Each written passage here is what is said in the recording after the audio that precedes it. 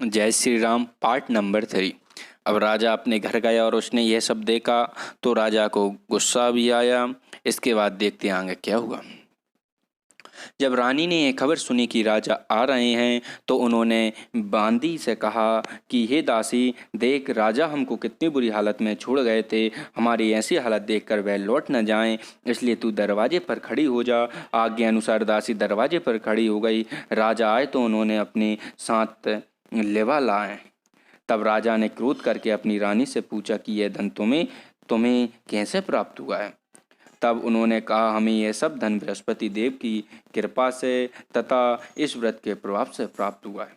राजा ने निश्चय किया कि 7 रोज बाद तो सभी बृहस्पति देव का पूजन करते हैं, परंतु मैं प्रतिदिन दिन में 3 बार कहानी तथा रोज व्रत किया करूँगा। अब हर समय राजा के दुपट्टे में चने की दाल बंधी रहती थी तथा दिन में 3 बार कहानी कहता। एक रोज राजा ने विचार किया कि चलो अपनी बहन के यहाँ हो आवें। इस तरह निश्चय कर राजा घोड़े पर सवार हो अपनी बहन के यहाँ को चलने लगा। मार्ग में उसने देखा कि कुछ आदमी एक मुर्दे को लिए जा रहे हैं। उन्हें रोककर राजा कहने लगा, अरे भाइयों, मेरी बृहस्पति देव की कथा सुन लो। वो बोले, लो, हमारा तो आदमी मर गया है, इसको अपनी कथा की पड़ी है। परंतु कुछ आदमी बोले, अच्छा कहो, हम तुम्हारी कथा भी सुनेंगे। राजा ने दाल निकाली और जब कथा आदि हुई थी कि मुर्दा हिलने लग गया और जब कथा समाप्त हो गई तो राम राम करके मनुष्य उठकर खड़ा हो गया और आगे मार्ग में उसे एक किसान खेत में हल चलाता मिला। राजा ने उसे देख और उससे बोले, अरे भैया, तुम मेरी बृहस्पति की कथा सुन लो। किसान बोला, जब तक मैं तेरी कथा सुनूंगा तब तक 4 हरैया जूत लूंगा। जा अपनी कथा किसी और को सुनाना। इस तरह आगे चलने लगा। राजा के हटते ही बैल पचाड़ खाकर गिर गए तथा किसान के पेट में बड़ी जोर का दर्द होने लगा। उस समय उसकी माँ रोटी लेकर आई। उसने जब यह देखा तो अपने पुत्र से सब हाल पूछा और बेटे ने सभी हाल कह दिया।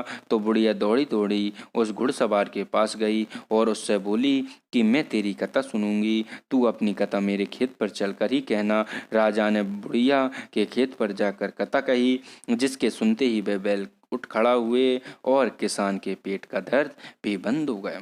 राजा अपनी बहन के घर पहुंचा। बहन ने भाई की खूब मेहमानी की। दूसरे रोज प्रातःकाल राजा जगा तो वह देखने लगा कि सब लोग भोजन कर रहे हैं। राजा ने अपनी बहन से कहा, ऐसा कोई मनुष्य है जिसने भोजन नहीं किया हो, मेरी बृहस्पति की कथा सुन ले। बहन बोली, हे भैया, यह देश ऐसा ही है कि पहले यहाँ लोग भोजन करते हैं, बाद में अन्य कार्य करते हैं। अगर कोई पड़ोस में हो तो देख आऊं मैं।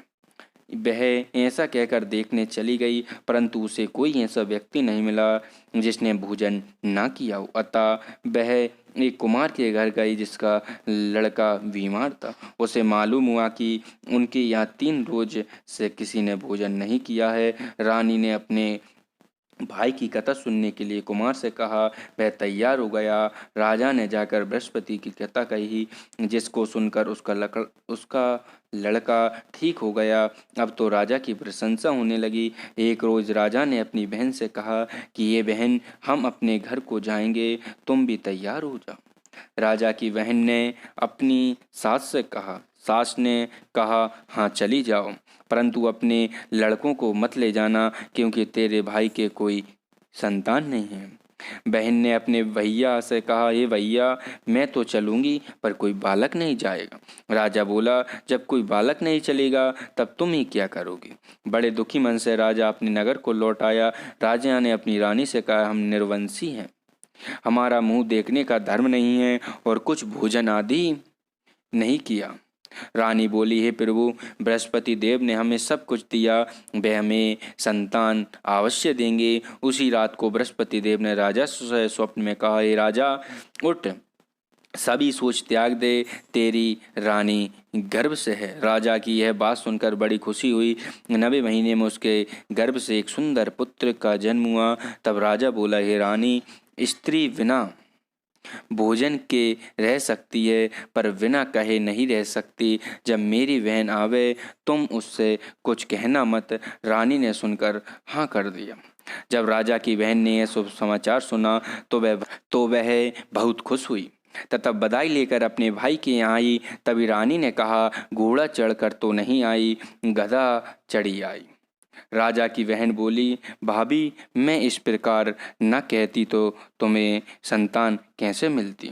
बृहस्पति देव ऐसे ही हैं, जैसी जिसके मन में कामनाएं हैं सभी को पूर्ण करते हैं। जो सद्भावना पूर्वक बृहस्पति देव का व्रत करता है एवं कथा पढ़ता है अथवा सुनता है, दूसरों को सुनाता है, बृहस्पति देव उसकी सभी मनोकामनाएं पूर्ण करते हैं। भगवान बृहस्पति देव उसकी सदैव रक्षा करते हैं। संसार में जो मनुष्य सद्भावना से भगवान जी का पूजन व व्रत सच्चे हृदय से करते हैं तो उनकी सभी मनोकामनाएं पूर्ण करते हैं। जैसे सच्ची भावना से रानी और राजा ने उनकी कथा का गुणगान किया तो उनकी सभी इच्छाएं बृहस्पति देव जी ने पूर्ण की थी। इसलिए पूर्ण कथा सुनने के बाद प्रसाद लेकर जाना चाहिए, हृदय से उसका मनन करते हुए जयकारा बोलना चाहिए।